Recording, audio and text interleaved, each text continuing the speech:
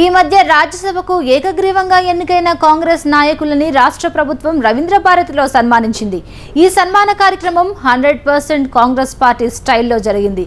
ఈ ప్రోగ్రాం ఎంత సందడిగా కామెడీగా జరిగిందో మీరే చూడండి.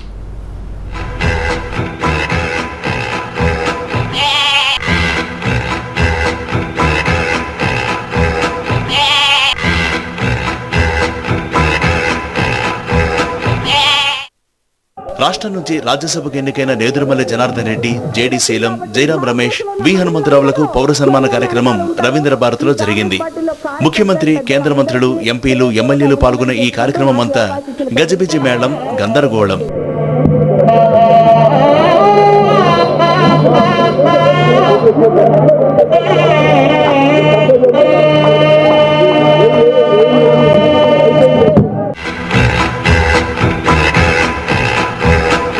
ఈ దండలు చూడండి, 3 రంగులతో ఎంత దేశభక్తి పూరితంగా ఉన్నాయో. ఎంతో కష్టపడి కట్టిన ఇంతెంత దండల్ని ఎలా దండగ చేస్తున్నారో చూడండి. కొన్ని దండల సర్వీస్ అయితే కనీసం మెడలో కూడా పడకుండానే ఎలా ముగిసిపోతుందో చూడండి.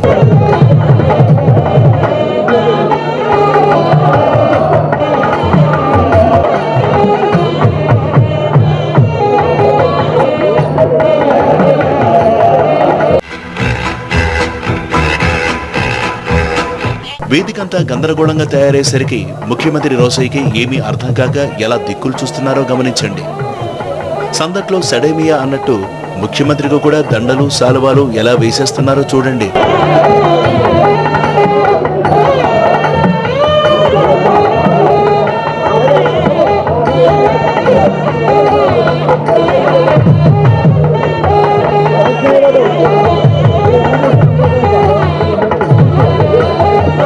తమకు దండలెందుకు వేశారో అర్థం కాని ముఖ్యమంత్రి ఏమంటున్నారో వినండి.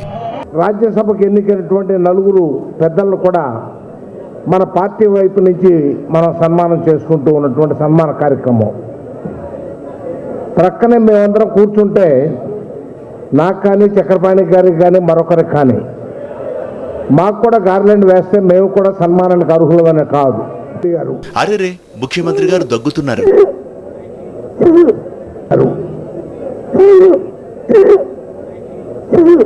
ముఖ్యమంత్రి గారు, మీ ఆరోగ్యం గురించి కూడా కాస్తంత ఆలోచించండి సార్. హనుమన్న పుట్టినరోజేమో ఆయన కేక్ కట్ చేయడం, కనిపించిన వాళ్ళందరికీ కేకు పెట్టడం, ముఖ్యమంత్రి వారించడం చూద్దామా?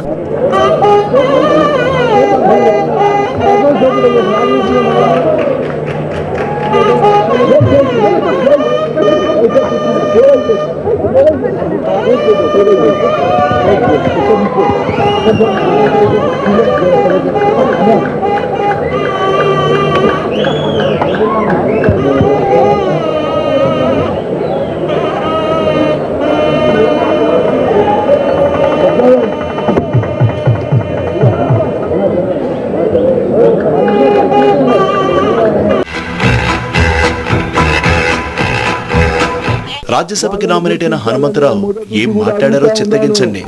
పెద్దలు రోషయ్య గారు తప్పనిసరిగా గతంలో 3 సంవత్సరాలు చైర్మన్ పదవులు ఇచ్చారు, మెంబర్లు చేశారు.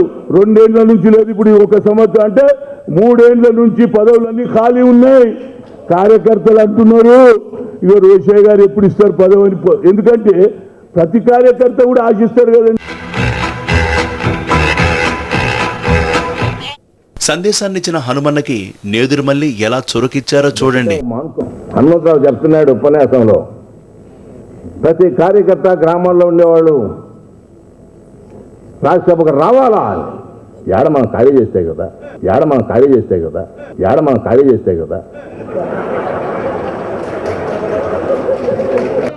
ఈ సన్మాన కార్యక్రమంలో జరిగిన కొన్ని కామెడీ సీన్లు చూడండి. హనుమన్నకి 2 దండలు వేయడం, ఒక దండలో సర్వేని హనుమని ఇరికించడం వెరైటీగా ఉంది కదూ.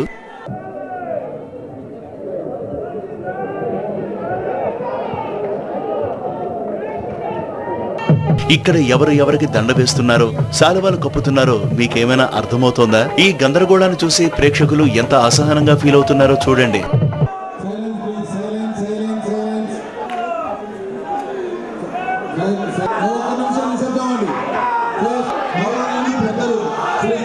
ఇక్కడ చూడండి, సన్మాన గ్రహీతల్లో ఒకరైన రాజ్యసభ సభ్యుడు జేడీ శీలాన్ని ఎలా నెట్టేస్తున్నారో ఏం మనుషులో ఏంటో. సిటీ ప్రెసిడెంట్ డి నాగేందర్ గారి తర్వాత మరి ఈరోజు డి నాగేందర్ గారి తర్వాత మరి ఈరోజు డిసిసి ప్రెసిడెంట్ ఎవరయ్యా ఈ బ్యానర్ తయారు చేయించింది? రాజ్యసభ్యులు కాదు, రాజ్యసభ సభ్యులు అని రాయాలి. సికింద్రాబాద్ ఎంపీ అంజన్ కుమార్ యాదవ్ గారు దేనికోసమో వెతుకుతున్నట్లున్నారే. దేనికోసమై ఉంటుందబ్బా? అయ్యి బాబోయ్, అంజన్ కుమార్ యాదవ్ గారు వెతుకుతున్నది దీనికోసమా? అంజన్ కుమార్ సార్ ఎవరి చేతిలో నుంచో సాల్వా ఎలా లాక్కుంటున్నారో చూడండి.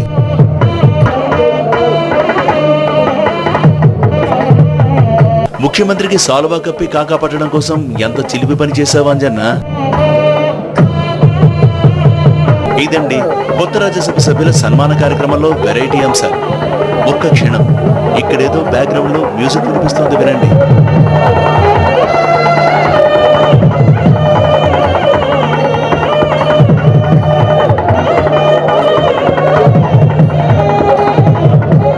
ఓహో, ఎందరో మహానుభావులు మ్యూజిక్ గా.